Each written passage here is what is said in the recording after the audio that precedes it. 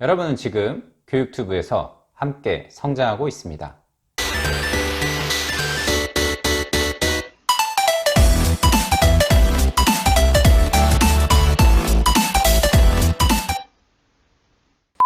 여러분 안녕하세요. 여러분 취업 인생의 터닝포인터 강사 문근영입니다. 자, 오늘은 제가 취업 관련된 이런 뉴스를 보다가 취업 스펙 5종이니 7종이니 10종까지 나왔다고 하더라고요. 그래서 이게 굉장히 씁쓸하면서도 아무것도 모르는 초보자가 들었을 때는 굉장히 답답할 수도 있겠다 라는 그런 생각이 들어서 오늘은 과연 취업 스펙이라는 게 과연 뭘까? 이런 부분을 한번 살펴보는 시간을 가져보려고 합니다. 물론 좀 초보분들한테는 많이 좀 생소할 수도 있기 때문에 열심히 들어주신다면 준비하시는데 많은 도움이 될 수 있다는 점 말씀드리고 싶습니다. 자, 살펴보겠습니다. 평균적으로 여러분들이 취업 시장까지 오는데 보통 이제 대학교를 들어가서 졸업하기 전까지 여러분들이 보통 얻는 그런 취업 스펙은 보통 5개에서 정말 많으면 10개 이상까지 이렇게 나온다고 합니다. 그래서 이거를 제가 크게 3가지로 한번 분류를 해봤는데요. 먼저 이제 숫자용 스펙이라는 게 있습니다. 흔히 말하는 숫자로 모든 것들이 나오는 것들 있죠. 그런 스펙 첫 번째고요. 자, 두 번째, 여러분이 직접 경험을 하셔야만 되는 스펙, 그런 것들이 있습니다. 이것도 이따가 말씀드릴 거고요. 자, 그 다음에 흔히 말하는 내가 지원하고자 하는 회사의 그런 업무와 연관된 그런 업무용 스펙이 있습니다. 총 이 3가지 카테고리를 가지고 제가 설명을 해 드릴 테니까요. 잘 따라오시기 바랍니다. 자, 먼저 숫자용 스펙입니다. 말 그대로 여러분들이 숫자로 나를 나타낼 수 있는 부분들, 가장 대표적인 게 뭘까요? 바로 성적이겠죠. 여러분들의 학점. 자, 전공 성적이 얼마냐, 혹은 비전공 성적이 얼마냐, 아니면은 요새 총 학점으로 4.0 만점이냐, 4.5 만점이냐, 혹은 4.3 만점이냐, 이렇게 되어 있는데요. 이런 게 대표적으로 여러분들 나타낼 수 있는 숫자형 스펙이 되겠죠. 가장 많은 학생들이 갖고 있는. 자, 전공이나 비전공을 나눈 이유는 요새는 그 지원서를 작성하는데 내가 전공 과목 성적과 비전공 과목 성적을 따로 입력해야 되는 그런 회사들도 있습니다. 대표적으로 우리나라 대표 전자기업인 S전자가 그렇게 가장 많이 하고 있고요. 공공기관 같은 경우에는 블라인드를 많이 하기 때문에 실제 전공 뭘 써라, 비전공 뭘 써라 이런 부분은 나와 있지는 않습니다. 이거는 그냥 참고로만 알아주시면 될 것 같고요.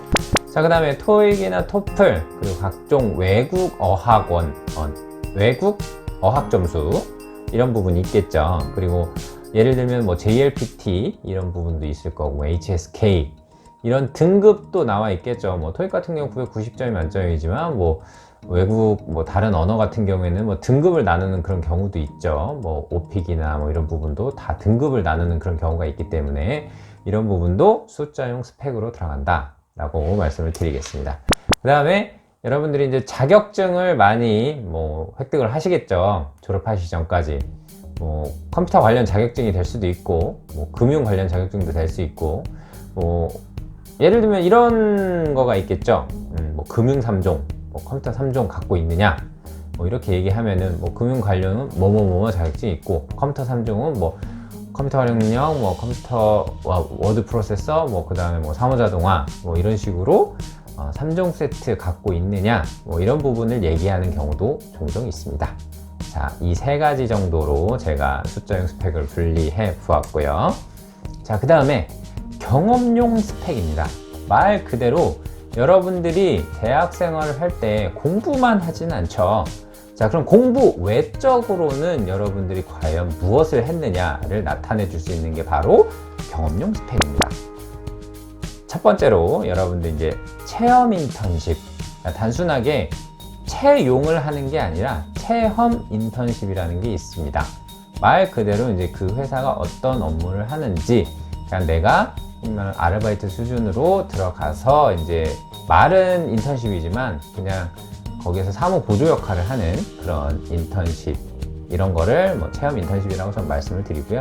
그 다음에 대학생들이 많이 참여하는 공모전 같은 거, 이런 부분도 뭐 나중에 공모전 당선 경과를 가지고서 실제 참여를 해봤느냐 아니면 하지 않았느냐, 뭐 이런 부분에 있어서 가점을 주는 그런 경우도 있기 때문에 이런 건 참고를 하시고요.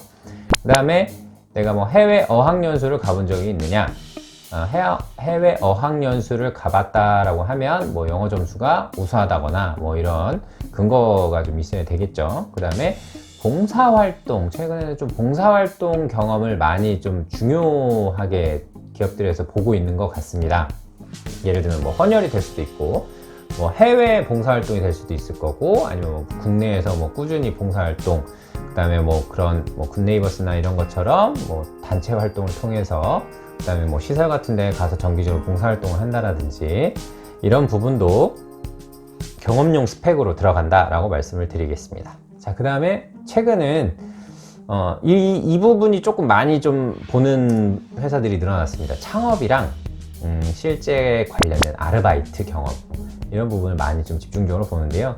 특히나 이제 창업을 해본 경험을 높게 사는 이유는 그 창업을 해봄으로써 새로운 뭐 아이디어나 기획이나 마케팅이나 이런 능력들을 본인이 직접 쌓을 수가 있기 때문에 실제 기업에서는 그 창업 경험을 좀 높게 평가하는 그런 경우도 종종 있습니다. 이런 부분도 참고하시고요. 자, 가장 중요한 업무용 스펙입니다. 자, 과연 업무용 스펙이라는 건 무엇일까요? 아까 앞서 말씀드린 것처럼 체험형 인턴 말고 채용형 인턴이라는 게 있습니다. 말 그대로 내가 거의 공채 수준의 똑같은 그런 절차를 걸쳐서 인턴십을 거치고, 그 인턴십을 뭐 3개월 혹은 길게는 6개월 정도 하고 난 뒤에 최종 뭐 면접을 한 번 더 본다라든지 이렇게 해서 정규직으로 채용되는 그런 경우가 있습니다. 이런 걸 채용형 인턴십 이렇게 얘기를 하고요. 자, 그 다음에 동종 업계의 아르바이트 경험이라든지, 아니면은 뭐 동종 업계 내에서 그 뭐 경쟁사에 뭐 그 계약직으로 근무를 했다거나 아르바이트 경험이 있다거나 근무 경험이 있는 거는 상당히 높게 평가를 받습니다. 그럴 수밖에 없는 게 그 흔히 말하는 그쪽에서 돌아가는 업계 흐름 같은 것을 잘 알 수가 있고, 실제 업무에 투입이 되었었기 때문에 이 사람은 쉽게 적응을 할 수가 있을 것이다 라는 그런 생각을 가질 수가 있습니다. 그렇기 때문에 실제 업무용에서도 많은 도움이 된다, 이렇게 전 말씀을 드리고요. 그 다음에 아까는 그냥 단순 공모전이었다라고 하면, 지금은 뭐 회사가 지원을 할 때 공모전을 당선이 된 사람에 대해서는 뭐 서류 전형을 면제해 준다거나 이렇게 굉장히 가점이 우수한 그런 경우가 있습니다. 이랬을 경우에는 업무에서도 실제 그런 부분이 많이 사용되는 뭐 마케팅 직군이라든지 아니면 뭐 영업 직군이라든지 이런 부분에서는 굉장히 크게 도움이 되는 스펙으로 작용할 수가 있다, 저는 이렇게 말씀을 드리겠습니다. 자, 스펙을 여러분들이 뭐 준비를 어떻게 해야 돼요? 이렇게 많이 물어보세요. 그러면은 뭘 제가 이제 설명을 가장 먼저 해드리냐면, 자, 그러면 여러분은 어디로 가고 싶습니까? 향후에 어떤 쪽 직군을 하고 싶고 혹은 어떤 회사 쪽으로 가고 싶습니까? 이런 부분을 저는 오히려 되묻습니다. 그럼 저는 이런 쪽 해보고 싶어요. 저는 이런 쪽 해보고 싶어요. 예를 들면 마케팅 하고 싶다는 친구한테 저는 영어 점수 막 열심히 하라고 그렇게 얘기를 해드리지는 않거든요. 마케팅 직군 가고 싶으면은 직접 창업도 해보시고, 아니면 뭐 공모전, 마케팅 공모전 열심히 한번 참가해 보세요. 오히려 저는 이렇게 가이드를 해드리는 편이거든요. 이게 결국에는 여러분들이 아셔야 되는 게, 최근 트렌드라는 게 있잖아요. 취업 시장의 트렌드라는 게 있는데, 말 그대로 신입사원인데 경력 있는 신입사원, 경험이 풍부한 신입사원을 찾는 게 대세입니다.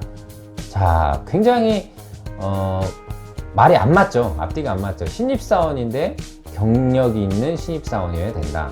한편으로는 되게 열받고 짜증나기도 하는데, 최근 트렌드 자체가 기업 환경이 좀 어려워질수록 인재들은 이렇게 좀 더 경쟁력 있는 인재를 데려오려고 하는 그런 경우가 굉장히 많습니다. 그렇기 때문에 이런 부분을 참고를 하셔야 된다라는 걸 말씀을 드리고, 그리고 어떤 학생은 저는 뭣도 있고 막 이렇게 해서 10몇 개가 있다고 합니다.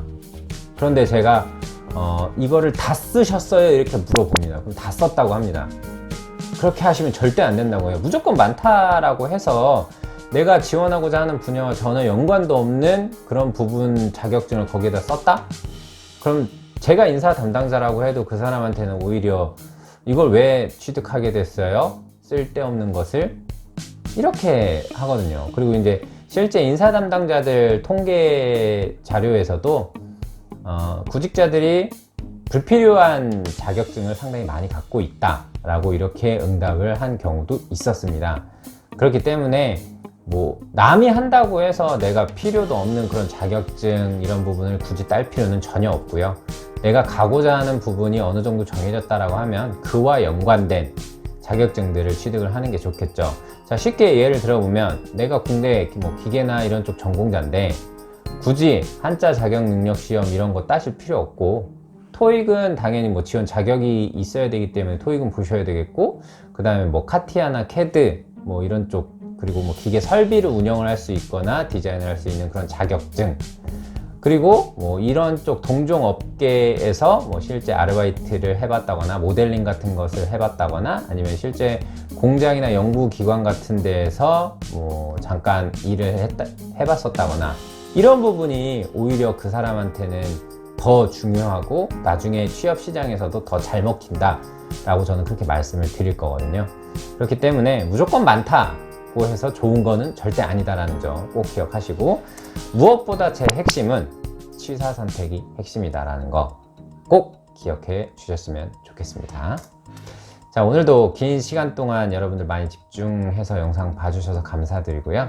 저는 멀리서나마 항상 여러분의 취업을 응원하겠습니다. 오늘도 긴 시간 동안 수고 많으셨습니다. 인생의 터닝 포인터 강사 문근영이었습니다. 고맙습니다.